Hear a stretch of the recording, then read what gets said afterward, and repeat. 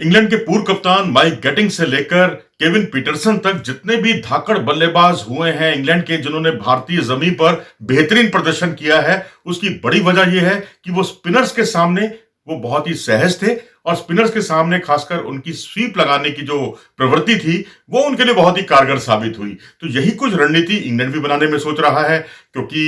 England के जो assistant coach हैं ग्राहम थोर्प, उन्होंने कहा है कि आप स्वीप लगाइए, बड़े शौक से लगाइए, बहुत अच्छी कारगर रणनीति भी हो सकती है, लेकिन इसमें थोड़ी सावधानी भी बरतें, क्योंकि इंडिया में कई जो पिचेस हैं वहां पर गेंद कई बार टिप्पा पड़ने के बाद बहुत ज्यादा घूमती नहीं है, बिल्कुल कई बार सीधी आ जाती हैं। तो ऐसी स्थिति में ऐसी गेंदों पर स्वीप लगाने की जो रणनीति है, पूर्व निर्धारित योजना है, वो खटाई में पड़ सकती है और उसका नुकसान हो सकता है। ये ग्राहम थोर्प का कहना है, जो पूर्व खिलाड़ी भी रहे हैं। और हम आपको याद दिला दें कि ग्राहम गूच, जिन्होंने एक ट्रिपल सेंचुरी भी भारत के खिलाफ बनाई है, वो खिलाड़ी जब रिलायंस कप 1987 के रिलायंस कप में, वर्ल्ड कप में उन्होंने सेमीफाइनल में सेंचुरी बनाई, तो उसके बाद वो जब भारत में मनिंदर सिंह और रवि शास्त्री का सामना करने के लिए आने वाले थे, तो इनको फेस करने के लिए उन्होंने नेट्स पर बहुत सारे सेशन स्पिनर्स को फेस करने में लगा दिए और स्पिनर्स को खेलने का ये नतीजा था कि वो खूब रिवर्स स्वीप भी लगाने लगे। स्वीप शॉट तो खैर वो लगाते ही थे पहले से ही।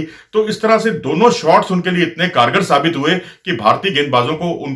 उनके सामने काफी परेशानियों का सामना करना पड़ा। और अगर आप इंग्लैंड के पूर्व कोच एंडी फ्लॉर की बात करें, जो कि जिम्बाब्वे के पूर्व खिलाड़ी रहे हैं, सन 2000 में भारत आए थे, उन्होंने भी बहुत ही सहजता के साथ स्वीप शॉट्स खेलकर भारतीय स्पिनर्स के सामने बहुत ही उनको परेशान किया था और बहुत बड़ी सिरदर्दी साबित हुए थे भारतीय स्पिनर्स के सामने। तो इस तरह से कई खिलाड़ी हैं जिन्होंने भारत में रिकॉर्ड तोड़ कामयाबी भी हासिल की है। मुश्ताक अहमद, जो पाकिस्तान के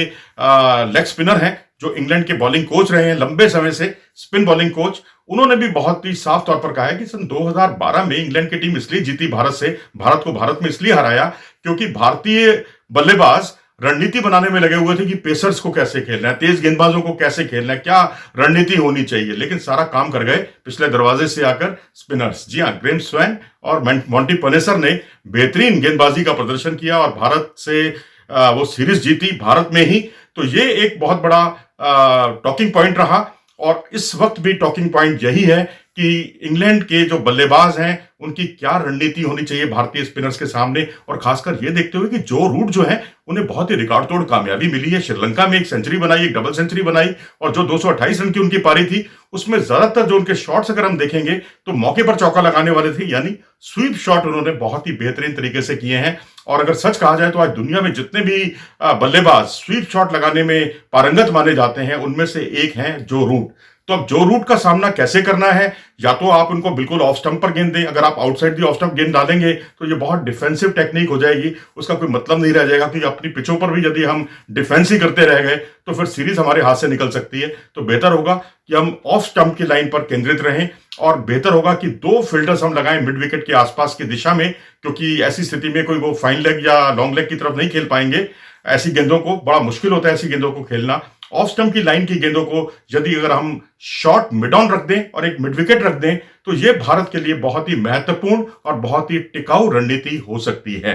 आप क्या सोचते हैं इस बारे में? अपनी राय से हमें अवगत जरूर कराएं। अगर आपको यह वीडियो पसंद आया हो तो इसे लाइक करें और हमारे चैनल को सब्सक्राइब जरूर करें।